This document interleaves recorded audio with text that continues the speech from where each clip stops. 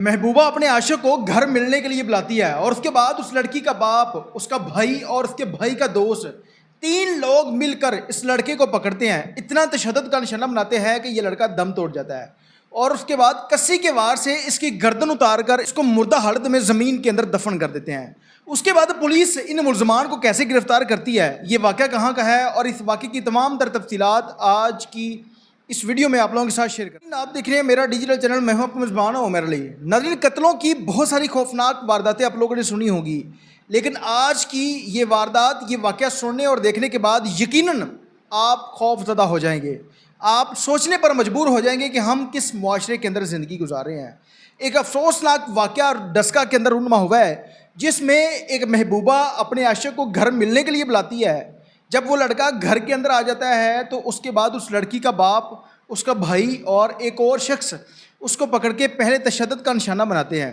جب اس کو زمین کے اندر دفن کرنے لگتے ہیں، دیکھتے ہیں کہ یہ شخص ابھی سانسیں لے رہا ہے، تو پھر اس کے بعد کسی کے وار سے اس کی گردن اتار دیتے ہیں۔ تفصیلات جو ہیں وہ آپ لوگوں کے سامنے رکھنے جا رہا ہوں۔ 3 جنوری 2025 کو ایک صبا نامی لڑکی پولیس اسٹیشن جا کر ایک اپلیکیشن دیتی ہے کہ میرے بھائی کو کسی نے اغوا کر لیا ہے، 3 سے 4 دن ہو گئے ہیں، اس کا نمبر بند جا رہا ہے، وہ شخص گھر واپس نہیں آیا۔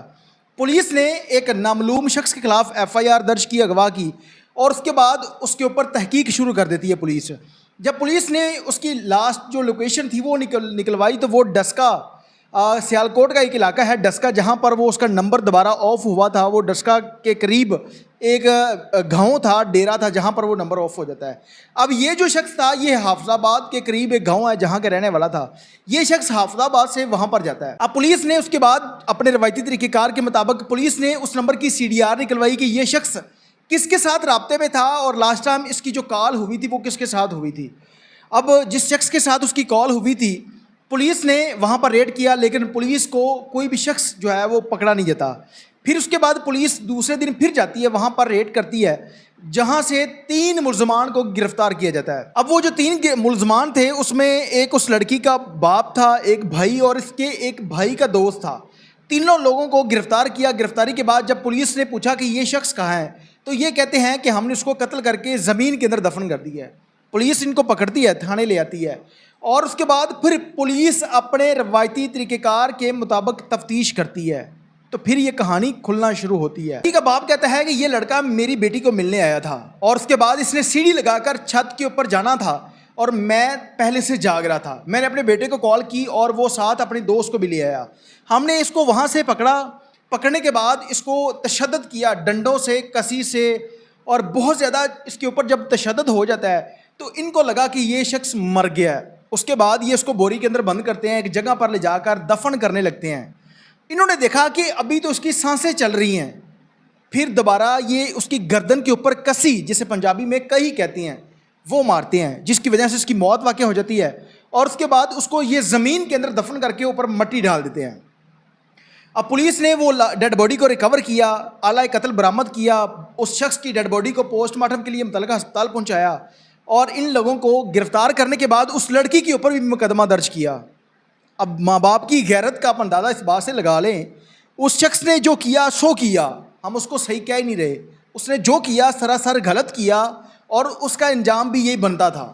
لیکن جو لڑکی اس کو بلا کر اپنے گھر بلا رہی ہے، اس کا کوئی حل نہیں تھا۔ کیا وہ شخص اپنی مرضی سے اس گھر کے اندر آ گیا تھا؟ جب لڑکی کو گرفتار کیا گیا تو گرفتاری کے بعد لڑکی سے پوچھا جاتا ہے کہ آپ نے اس کے ساتھ دوستی کیسے کی؟ تو وہ بتاتی ہے کہ شادی پر ہمارا نمبر ایکسچینج ہوا تھا، دوستی ہوئی اور پہلی دفعہ یہ لڑکا اس کو ملنے گیا تھا۔ اس سے پہلے فیس بک کے اوپر، سوشل میڈیا کے اوپر ہماری بات چیت ہوتی تھی۔ اب پہلے دن جب وہ ملنے گیا ہے حافظ آباد سے ڈسکا، تو وہ شخص پکڑا جاتا ہے، اور پکڑا جانے کے بعد اس کو ایسی خوفناک موت دی جاتی ہے کہ جسے سنتے ہوئے انسان کے پاؤں تلے زمین نکل جاتی ہے۔ لیکن اس کے باوجود ان لوگوں نے اپنی بیٹی کو سزا نہیں دی۔ غلطی تو گناہ بیٹی کا بھی تھا، لیکن پولیس نے اس لڑکی کے اوپر بھی مقدمہ درج کر کے اس کو جیل بھیج دیا ہے۔ یہ ویڈیو بنانے کا مقصد صرف اور صرف یہ ہے کہ وہ لوگ جو سوشل میڈیا کے اوپر لڑکیوں کے ساتھ دوستی کرتے ہیں اور دوستی کے بعد ان کو ملنے کے لیے چلے جاتے ہیں، بعد میں ان کا حال یہی ہوتا ہے۔ کبھی بھی کوئی ایسا قدم نہ اٹھائیں جس کے بعد ضلالت آپ لوگوں کا مقدر بنے۔ اب اس لڑکی کی بھی غلطی تھی، لیکن اس کی بھی بنتی تھی، ماں باپ اس کو بھی قتل کر دیتے، لیکن صرف اور صرف ٹارگٹ کس کو کیا گیا؟ لڑکے کو۔ قتل کس کو کیا گیا؟ اس ماں باپ کے بیٹے کو، اپنی بیٹی کو کسی نے کچھ نہیں کہا، اگر اس لڑکی کی اجازت نہ ہوتی، وہ لڑکی اس کو اپنے گھر نہ بلاتی، تو وہ شخص کس طرح سے ان کے گھر پہنچ جاتا؟ کمنٹ سیکشن کے اندر اپنی رائے کا اظہار ضرور کیجیے گا۔ اس کے ساتھ ہی اپنے میزبان عمیر علی کو اجازت دیجیے اور دیکھتے رہیے میرا ڈیجیٹل چینل اللہ نگہبان۔